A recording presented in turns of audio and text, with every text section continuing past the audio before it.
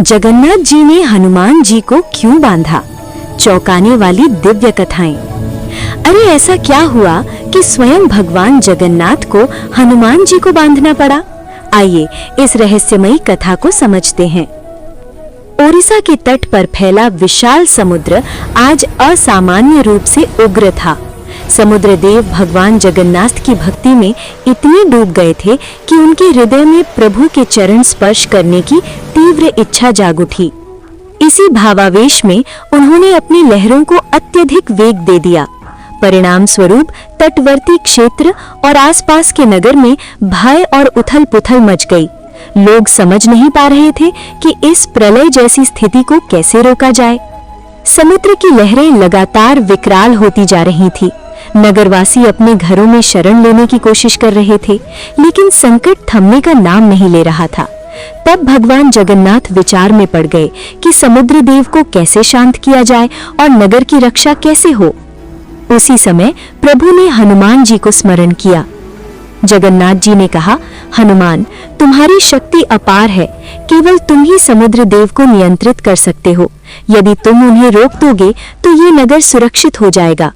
हनुमान जी ने विनम्रता से उत्तर दिया, प्रभु, आपकी आज्ञा मेरे लिए सर्वस्व है।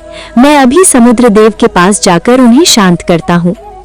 हनुमान जी ने अपनी संपूर्ण शक्ति और भक्ति से समुद्र को थामने का प्रयास किया। उनकी दिव्य दृष्टि और तेज से समुद्र कुछ समय के लिए शांत हो गया। नगरवासियों ने राहत की सांस ली, लेकिन समस्या पूरी तरह समाप्त नहीं हुई। जहां जहां राम नाम का भजन या कीर्तन होता, हनुमान जी तुरंत वहां पहुंच जाते। उनके जाते ही समुद्र देव फिर उग्र हो उठते और नगर पर संकट दोबारा मंडराने लगता। ये देखकर भगवान जगन्नाथ गहन विचार में डूब गए। उन्होंने समझ लिया कि हनुमान जी की भक्ति और शक्ति इतनी प्रबल है कि उन्हें साधारण रूप से रोका नहीं जा सकता। तब भगवान जगन्नाथ स्वयं समुद्र तट पर आए। लहरें अब धीरे धीरे किनारे से टकरा रही थी। उन्होंने देखा कि हनुमान जी अपने प्रभु की भक्ति में पूरी तरह लीन है। जगन्नाथ जी बोले, हनुमान, तुम्हारी भक्ति और सामर्थ्य अद्भुत है। तुम्हारा प्रेम मुझे अत्यंत प्रिय है, किंतु अब आवश्यक है कि तुम्हारी शक्ति को एक संतुलन मिले। इसीलिए मैं तुम्हें बांधने जा रहा हूँ। फिर प्रभु ने स्पष्ट किया, ये बंधन दंड नहीं है। ये ना तो तुम्हें डराने के लिए है और ना रोकने के लिए।